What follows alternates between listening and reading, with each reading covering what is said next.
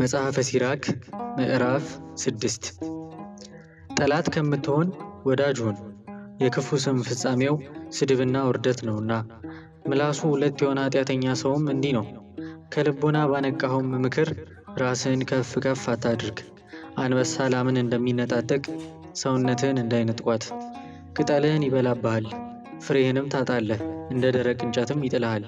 ክፉ ሰውነት ገንዘብ ያደረጋትን ሰው ታጠፋዋለች፣ ጠላቱንም በእርሱ የጨከነ ታደርገዋለች።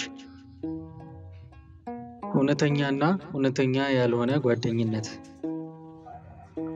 ልዝብ አንደበት ወንድማማችነትን ያበዛል፣ ልዝብ አፍም ወዳጅን ያበዛል። ብዙ ሰዎች ወዳጆች ይሁኑ፣ ነገር ግን ከብዙዎቹ አንዱ ምክርን የምትገልጥለት ይሁን። ወዳጅ ብታበጅ በችግር ወራት ወዳጅ አብጅ፣ ፈጥነህም እምነት አትጣልበት። ለጥቂት ቀን የሚሆን ወረተኛ ወዳጅ አለና በመከራም ጊዜ ከአንተ ጋር አይታገስም። ጠላት የሚሆንህና የሚሰድብህ ሰውረህ የሰራኸውን ኃጢአትህንም የሚገልጥብህ ወዳጅ አለ። ስለ ማዕድህም የሚወድህ ወዳጅ አለ፣ እርሱም ከአንተ ጋር አይኖርም።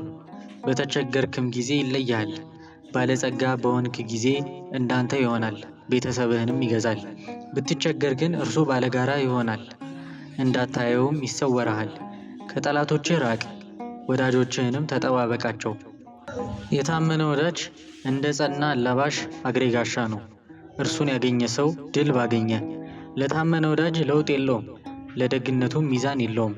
የታመነ ወዳጅ የሕይወት መድኃኒት ነው፣ እግዚአብሔርንም የሚፈሩ ያገኙታል። እግዚአብሔርን የሚፈራ ሰው ወዳጅነቱን ያጸናል፣ ባልንጀራው እንደ እርሱ ይሆነዋልና።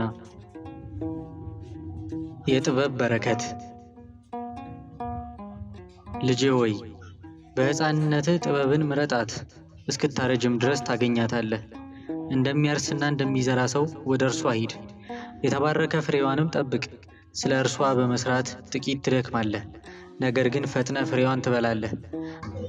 በሰነፎች ዘንድ ፈጽማ ጎጻጎጽ ናት፣ አእምሮ በሌለው ሰውም አታድርም። የፈተና ድንጋይ አንስተው በተሸከሙበት ጊዜ እንዲከብድ እንደዚሁ ትከብደዋለች፣ ፈጥኖም ይጥላታል። ጥበብስ እንደ ስሟ ናት፣ ብዙ ሰዎችም የሚያውቋት አይደሉም። ልጄ ሆይ ስማኝ፣ በምክሬም ጽና፣ ምክሬንም አታቃልል። እግሮችህን ወደ ቀንበሯ አግባ፣ ዛንጅሯንም በአንገትህ እሰር። ጫንቃህን ዝቅ አድርገህ ተሸከማት፣ በእግር ብረቷም አትበሳጭ። በፍጹም ነፍስህ ወደ እርሷ ተሰማራ፣ በፍጹም ኃይልህም መንገዷን ጠብቅ። ፍለጋዋን ተከተል፣ ፈልጋት ታገኛታለህም። ያዛት አትተዋትም፣ በፍጻሜህም እረፍትን ታገኛለህ፣ ደስታም ይሆንሃል። እግር ብረቷም እንደ ጽኑ ጋሻ ይሆንልሃል፣ ዛንጅሯም የክብር ልብስ ወደ መሆን ይመለስልሃል። የዘላለም ወርቅ በእርሷ ዘንድ አለና፣ ማሰሪያዋም የሰማያዊ ሐር ጌጥ ይሆንሃል። እንደ ክብር ልብስ ትለብሳታለህ፣ የደስታ ዘውድንም ታቀዳጃለች። ልጄ ሆይ ብልህ ትሆን ዘንድ ብትወድ፣ ትማርም ዘንድ በልቦና ብትጨክን፣ ትሰማ ዘንድ ብትወድም ታገስ። ጆሮህንም ብታዘነብል ብልህ ትሆናለህ። በብዙ ሽማግሌዎች ዘንድ ቁም፣ ከእነርሱም አዋቂ ሰው ብታይ ተከተለው። የመጽሐፉን ነገር ሁሉ ፈጥነ ስማ፣ የጥበብን ምሳሌ አይዘንጋህ።